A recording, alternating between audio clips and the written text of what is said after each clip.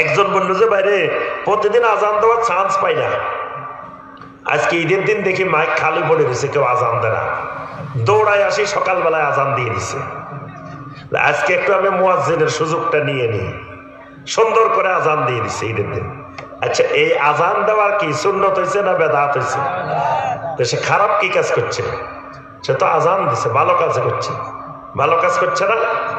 কিন্তু ভালো কাজ করেও জাহান্নামে যাবে, আজান দিয়েও জাহান্নামে যাওয়া লাগবে। কি আজান দিয়ে জাহান্নামে যাবে কেন? আল্লাহ রসুল এখানে আজান দেন নাই, দিতে বলেন নাই। এখন কেউ কেউ আপনারা কইতে পারে আল্লাহ রসুল কি নিষেধ করছেন? দেখবেন অনেকে এরকম বলে যে আল্লাহ রসুল কি নিষেধ করছে নাকি?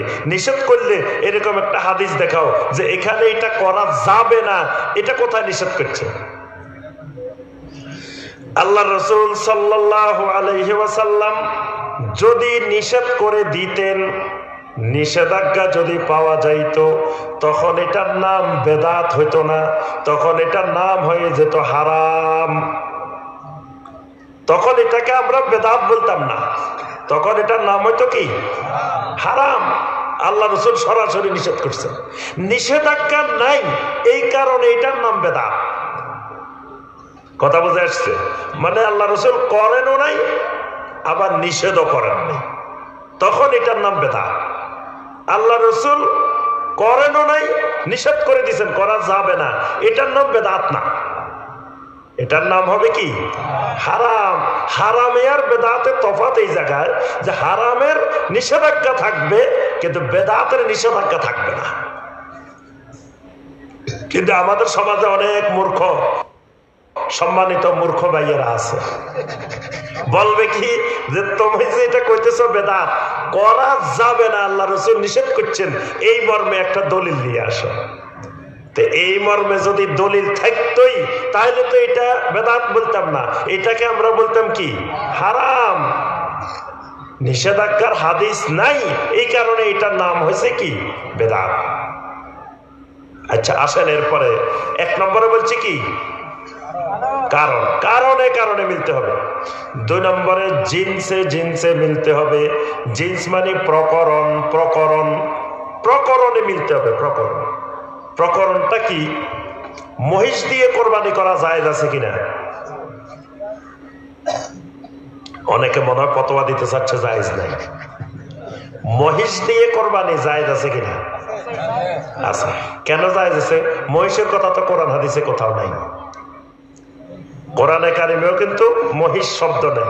মহিষের আরবি হলো জামুস।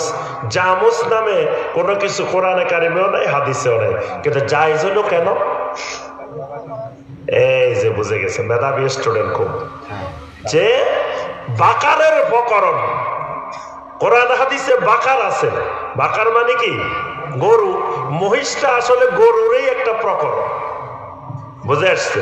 এটা আরেক রকম দেখি আমরা মহিষ বলি, আমরা গরু কয় রকম দেখছি। দেখবেন মিনার বাজারে গেলে হজের সময় কত রঙের গরু পৃথিবীর বিভিন্ন জায়গা থেকে আসে, রং বেরঙের গরু আছে, মহিষও একটা গরু। এই কারণে মহিষ দিয়ে কোরবানি করলে হয়ে যায়। কিন্তু কেউ যদি ঘোড়া দিয়ে কোরবানি করে, কি ঘোড়া দিয়ে কোরবানি করলে হইব? আচ্ছা, খাসি দিয়ে কোরবানি করলে হবে কিনা? কিন্তু বর্তমানে দেখবেন বড় বড় টার্কি মুরগি আছে, খাসি মুরগি আছে, দেখছেন? বড় বড় মুরগি দেখছেন না? টার্কি মুরগি, খাসি, খাসি মুরগি বড় বড়। কেউ যদি এরকম মুরগি আনি কোরবানি দিয়ে হবে কিনা? কেন হবে না? প্রকরণে প্রকরণে মিলে নাই, বুঝে আসছে? প্রকরণে প্রকরণে মিললে সুন্নত, প্রকরণে না মিললে এটা হয়ে যাবে বেদাত। সুন্নত বেদাত মানতে হলে এই 6টা উসুল মনে রাখতে হবে। একটা কারণ, 2 নম্বরটা কি বলছি? প্রকরণ। 3 নম্বরটা মনে রাখতে হবে পরিমাণ, কদর, পরিমাণ। পরিমাণে পরিমাণে মিল থাকতে হবে, পরিমাণে কম বেশি হওয়া যাবে না। জোহরের নামাজ 4 রাকাত, জুমার নামাজ কয় রাকাত? এখন ইমাম সাহেব বললেন, সম্মানিত ভাই ও বোনেরা, প্রতিদিন জুমার জোহরের নামাজ পড়ি 4 রাকাত, আজকে সাপ্তাহিক ছুটির দিন, আজকে পড়ার দরকার আমাদের 8 রাকাত ডাবল পড়া দরকার। ছুটির দিন, কাজকর্ম নাই, সবাই ফ্রি আছি। আবার এক জামানায় নামাজ পড়তাম কাঁচা মসজিদে, এখন নামাজ পড়ি পাকা মসজিদে, এসি মসজিদে, টাইলসওয়ালা মসজিদে। আসেন জুমার নামাজও আমরা 4 রাকাত পড়ি। পড়া যাবে? কেন যাবে না? ওই পরিমাণে মিলে নাই। আমার রাসূল 2 রাকাত পড়ছেন, কিয়ামত পর্যন্ত 2 রাকাতেই পড়তে হবে। 2 রাকাতের 1 রাকাতও বেশি পড়া যাবে না। পড়লে ওই ইবাদত, ওই আমল বাতিল। বুঝে আসছে? ওই পরিমাণে মিলতে হবে। মাগরিবের নামাজ 3 রাকাত পড়ছেন, 3 রাকাতেই পড়া লাগবে। পরিমাণের বেশি কম করা যাবে না, করলে এটা বেদাত হয়ে যাবে। 4 নম্বরে মনে রাখতে হবে কাইফিয়াত, পদ্ধতি। আমার রাসূল যেই ইবাদত যেই পদ্ধতিতে করছেন, যেটা আগে করছেন সেটা আগে, যেটা পরে করছেন সেটা পরে। পরেরটা আগে করা যাবে না, আগেরটা পরে করা যাবে না। যেমন ধরেন জুমার খুতবা আগে না পরে, নামাজের আগে না পরে? জুমার খুতবা নামাজের আগে, পরে নামাজ। ঈদের খুতবা নামাজের আগে না পরে? পরে। কিন্তু দেখা যায় ঈদের খুতবা পরে হওয়ার কারণে অনেক মুসল্লিরা নামাজ পড়ি দৌড় দিছে, আছে না? খুতবা শুনে না, নামাজটা সালাম বেড়ে দিছে। তো খতিব সাহেব বললেন শুনেন, পরে আমি খুতবা দিতে গেলে আমার মুসল্লিরা খুতবা শুনে না। আমরা জুমার দিন যেরকম আগে খুতবা দিই, আজকেও খুতবাটা নামাজের আগে দিয়ে দিই। কি অসুবিধা কি? খুতবা তো উনি দিচ্ছেন, কত নামাজের পরে দেওয়ার জায়গা আগে দিচ্ছেন, খুতবাটা হবে না, বেদাত। কেন বেদাত? পদ্ধতি মিলে নাই। আমার রাসূল পরে দিচ্ছেন, সে আগে দিছে, এই জন্য আগে আর পরে করলেও ইবাদত সুন্নত আর বেদাত হয়ে যায়। বুঝে আসছে? ওযু করার সময় যে অঙ্গ আগে ধুইতে হয় সেটা আগে ধোয়া ফরজ, যেটা পরে ধুইতে হয় সেটা পরে ধোয়া ফরজ। ওযুর ফরজ কয়টা বলেন তো দেখি? ওয়াল্লাহ, গায়বান্ধ 4টা, 6টা। ওযুর ফরজ কয়টা? 6টা। 4টা তো হলো আমাদের দেশের কমন, সবাই জানে যে 4টা। কিন্তু সহি হাদিসের আলোকে দেখবেন ওযুর ফরজ কয়টা? 6টা, আরো 2টা আছে। তো এর মধ্যে একটা হলো আল মুআলাত, একটা হলো তারতিব, একটা হলো ধারাবাহিকতা ঠিক রাখতে হবে, এটাও ফরজ। আরেকটা হলো 2টার মধ্যে বেশি বিলম্ব করা যাবে না। একটা করি আপনি পা দৌড় নাই এখনো, এখানে আপনার গরু ধান খাই ফেলতেছে, দিছেন দৌড়, যায় গরু তরু সারাই, পরে আসি আপনি পা দিছেন, কি ওযু হবে? হবে না। মাঝখানে বিশাল গ্যাপ হয়ে গেছে, এটাও ফরজ। বুঝে আসছে? তাহলে এখন নবী সাল্লাল্লাহু আলাইহি ওয়াসাল্লাম যেটা আগে ধুইছেন সেটা আগে, যেটা পরে ধুইছেন সেটা পরে। এখন আপনি কি করলেন? শীতের দিন চিন্তা করলেন আগে মোজাটা খুলে আগে পাটা ভালো করে ধুয়ে ফেলি, ধুয়ে মোজাটা পরে ফেলি, তারপরে আস্তে আস্তে হাত ধুই, মুখ ধুই, বাতাবাসে করি, মানে নিচের থেকে যাই উপরে শেষ করছেন, সব ধুইছেন, কি ওযু হবে? কেন? নবী সাল্লাল্লাহু আলাইহি ওয়াসাল্লামের পদ্ধতির সাথে কাইফিয়াতের সাথে কাইফিয়াত মেলে নাই। এটা হলো 4 নম্বর। 5 নম্বরে মনে রাখতে হবে জামান, সময়ে সময়ে মিল থাকতে হবে। নবী সাল্লাল্লাহু আলাইহি ওয়াসাল্লাম এই আমলটা, এই ইবাদতটা যেই সময়ে করেছেন আমাকেও সেই সময়ে করা লাগবে। এখন আসরের সালাত যদি মাগরিবে পড়েন, মাগরিবেরটা এশায় পড়েন, হবে না। কারণ কি? ওয়াক্ত, সীমানা, সময় নির্ধারণ করা আছে। আরাফার ময়দানে জিলহজ মাসের 9 তারিখে যাওয়া লাগে, কিন্তু 9 তারিখে যাই দেখলেন লক্ষ লক্ষ মানুষ এক ময়দানের ভিতরে, এক বাথরুমের সামনে 50 জন 60 জনের সিরিয়াল। আর আপনি চিন্তা করলেন মিয়া ওই সময় যাই এত ঝামেলা করার দরকার কি? এখন তো আরাফাতের ময়দান খালি পড়ে রয়েছে, এখন একবার খালি না। এখন আপনি বাথরুম 50টা দখল করে বসে থাকেন, কোনো অসুবিধা নাই। এখন যদি বাংলাদেশ থেকে কিছু মানুষ যায় আরাফার ময়দানে বসে থাকেন, হজ হইব? কেন হবে না? অসুবিধা কি? আপনি তো আরাফাতের ময়দানে গেছেন।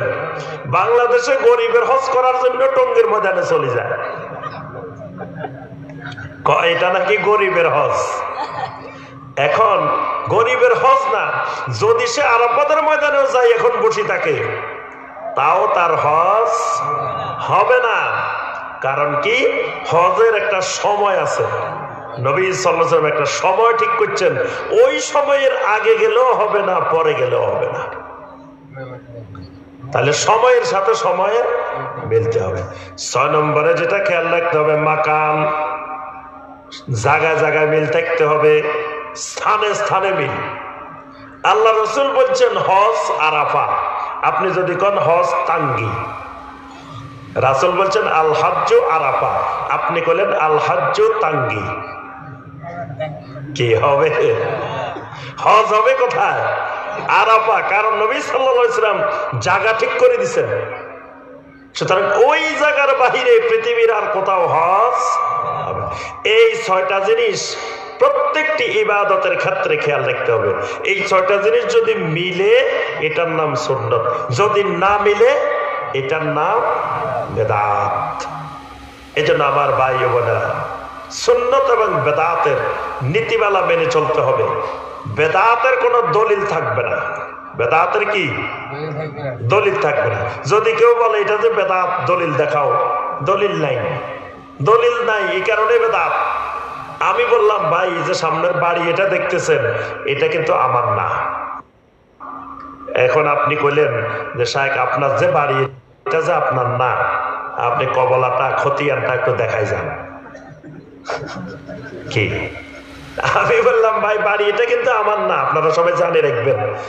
এখন আপনারা কইলেন যে না ঠিক আছে আপনার না, এটা মেনে নিছি, কিন্তু আপনি দলিল দেখাইতে হবে, খতিয়ানটা দেখান। কত নম্বর কবলার মূলে বাড়ি এটার মালিক আপনি না? কি আমার কাছে কিছু আছে? আমাকে যদি 1 মাসও ধরে রাখেন তাও দেখানি সম্ভব, কারণ কিচ্ছু নাই। এই কারণে বাড়ি এটার মালিক আমি না।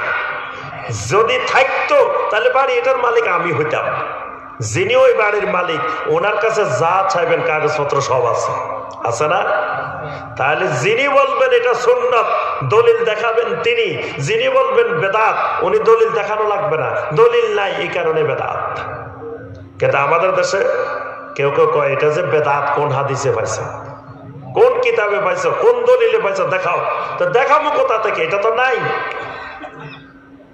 এই কারণেই তো বেদাত। যদি সুন্নত হয়তো আপনি দেখান, আপনি দেখালে আমরা বুঝবো এটা সুন্নত। তাহলে সুন্নত আর বেদাতের নীতিমালা যদি না মানি, তাহলে আমাদের ইবাদত গুলো, আকীদা গুলো সব ধ্বংস হয়ে যাবে।